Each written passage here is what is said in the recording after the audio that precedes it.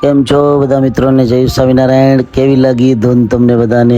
અને જો તમારે પણ આવી જ ધૂનનો આનંદ માણવો હોય તો તમારે એકવાર શેરડી ગામમાં આવી રીતે જ્યારે ધૂનનું આયોજન હોય ત્યારે તમારે તેનો અચૂક લાભ લેવો જોઈએ. કારણ કે તેમાં જે મજા છે, ત્યાં જેવો આનંદ આવે છે એવો બીજી જગ્યાએ તમને ડેફિનેટલી નહીં આવે. પછી આજે સવારે ભગવાનને આપણે પગે લાગીને પહેલાં સવારમાં આપણે નાસ્તો કરવા બેસી ગયા. તો નાસ્તામાં આજે બાફેલા ચણા અને એની અંદર આપણે કાકડી, ટમેટાં અને થોડો ચાટ મસાલો નાખીને, થોડું લીંબુ નાખીને એને સરસ મજાનું હેલ્ધી સલાડ ટાઈપનું બનાવ્યું હતું, પ્રોટીન સલાડ ટાઈપ. અને પછી સાઈડમાં બીજી પ્લેટની અંદર તમને દેખાય છે એની અંદર ખજૂર છે. ખજૂરની અંદર થોડું ઘી પણ નાખ્યું છે. તો આજે સવારનો હેલ્ધી અને ટેસ્ટી અને બધી રીતે પ્રોટીનથી ભરપૂર એવો નાસ્તો કરવા માટે તમે બધા પણ આવી જાઓ મારી સાથે. પછી એ નાસ્તો આપણે કરી લીધા પછી આપણે થોડી વાર માટે આપણે વિડીયો એડિટિંગનું કામ થોડું જે આપણું આગળનું બાકી છે, તો એના માટે હું થોડી વાર વિડીયો એડિટિંગ કરવા માટે બેસી ગયો. અને મોબાઈલની અંદર જ હું મારા વિડીયો બધા એડિટિંગ કરું છું. પછી મોબાઈલની અંદર વિડીયો એડિટિંગ કરીને પછી બપોરે જમવાનો ટાઈમ થયો. તો બપોરે જમવામાં આજે દાળ ભાત અને ટીંડોળા બટેકાનું સૂકું શાક અને સરસ મજાની મસાલાવાળી છાશ, આ આપણું દેશી ભોજન હતું. તો એને આપણે જમીને પછી આપણે સાંજે મંદિરે દર્શન કરવા જતા રહ્યા. સંધ્યા આરતીના મંદિરની અંદર આપણે પ્રવેશ કર્યો એટલે આરતીની તૈયારી થઈ ગઈ હતી. એટલે આપણે તરત જ સુખસૈયામાં ભગવાનના દર્શન કરીને પછી નારાયણ મુનિદેવની આરતી બાજુમાં ચાલુ હતી, તો આપણે ત્યાં જઈને પછી આરતીના દર્શન કર્યા. બધા ભક્તો ખૂબ જ ભાવપૂર્વક આરતીના દર્શન કરી રહ્યા હતા. પછી આપણે બાજુમાં હરિકૃષ્ણ મહારાજની ડેરી છે, ત્યાં જઈને એમાં આપણે ભગવાનની આરતીના દર્શન કર્યા.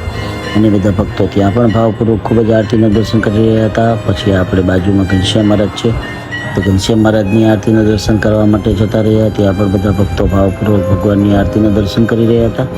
પછી થોડી વાર પછી બધા હરિભક્તો દંડવત કરવા માંડ્યા. ભગવાનની આરતી પતી ગઈ પછી તો આપણે તે ભક્તોને સાથે આપણે પણ દંડવત કર્યા. પછી દંડવત પતી ગયા પછી આપણે થોડી વાર માટે પ્રદક્ષિણાઓ ફરી, 3-4 જેવી પ્રદક્ષિણા ફરીને પછી આપણે હનુમાનજી અને ગણપતિજીનું જ્યાં ડેરી છે ત્યાં આપણે ગયા. ત્યાં જઈને આપણે હનુમાનજી અને ગણપતિજીને પ્રણામ કર્યા, તેમના પણ દર્શન કર્યા. પછી હનુમાનજી ગણપતિજીને દર્શન કરીને આપણે અંદર મંદિરની અંદર સ્તુતિ ચાલતી હતી, તો હરિભક્તોની સાથે આપણે પણ ભગવાનની થોડી વાર સ્તુતિ કરી અને બધા ભક્તોને ભાવથી ભગવાનની સ્તુતિ કરી રહ્યા હતા. તેનું પણ જો તમે દર્શન કરી રહ્યા છો. અને પછી આપણે સભા મંડપની અંદર જતા રહ્યા. ત્યાં જઈને આપણે છત્રીમાં ચરણાવીન છે, તો ચરણાવીનને પગે લાગીને ચરણાવીનની રજ માથા પર ચડાવીને તેને પ્રદક્ષિણા ફર્યા. એ પ્રદક્ષિણા ફરીને સભા મંડપમાં બિરાજતા ઘનશ્યામ મહારાજ અને બીજા બધા દેવોને પણ આપણે પ્રણામ કર્યા. તેમને દંડવત પ્રણામ કરીને પછી આપણે પ્રસાદીની મૂર્તિને પગે લાગ્યા. ત્યાંથી પછી આપણે હિંડોળામાં ઝૂલતા મહારાજને ઝુલાવ્યા થોડી વાર.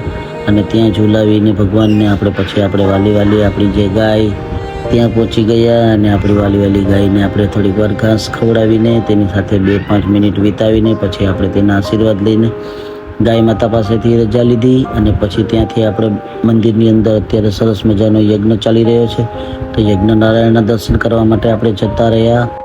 તમે જોઈ રહ્યા છો મિત્રો, યજ્ઞ નારાયણનું વૈદિક મંત્રોચ્ચાર દ્વારા ભૂદેવો સરસ રીતે આહવાન અને પૂજન કરી રહ્યા છે. અને આ યજ્ઞની પરંપરા છે તે આપણા ભારતની સૌથી પ્રાચીન અને વૈદિક પરંપરા છે. અને આ જ આપણી સાચી સંસ્કૃતિ છે. સતયુગની અંદર લોકો ખૂબ જ યજ્ઞ કરતા હતા અને એ યજ્ઞને લઈને જ એ લોકોનું જીવન ખૂબ સુખી અને સમૃદ્ધ હતું અને પવિત્ર હતું. અને સંતો અને ભક્તો પણ આ યજ્ઞનો લાભ લઈ રહ્યા હતા, તો આપણે તેમને પણ પ્રણામ કર્યા, તેમના પણ દર્શન કર્યા. પછી આપણે યજ્ઞ નારાયણને દર્શન કરીને આપણે ઘરે જવા માટે નીકળી ગયા. ત્યાં ઘરે જઈને આપણે રાતનું જમવાનું તૈયાર હતું આપણા માટે, તો ત્યાં જઈને આપણે પૌવા બટેકા અને સરસ મજાનું દૂધ, તે ચોકલેટવાળું દૂધ જમીને પછી આજનો વ્લોગ અહીંયા આપણે પૂરો કરશું. તો બધાને ભાવથી જય સ્વામિનારાયણ.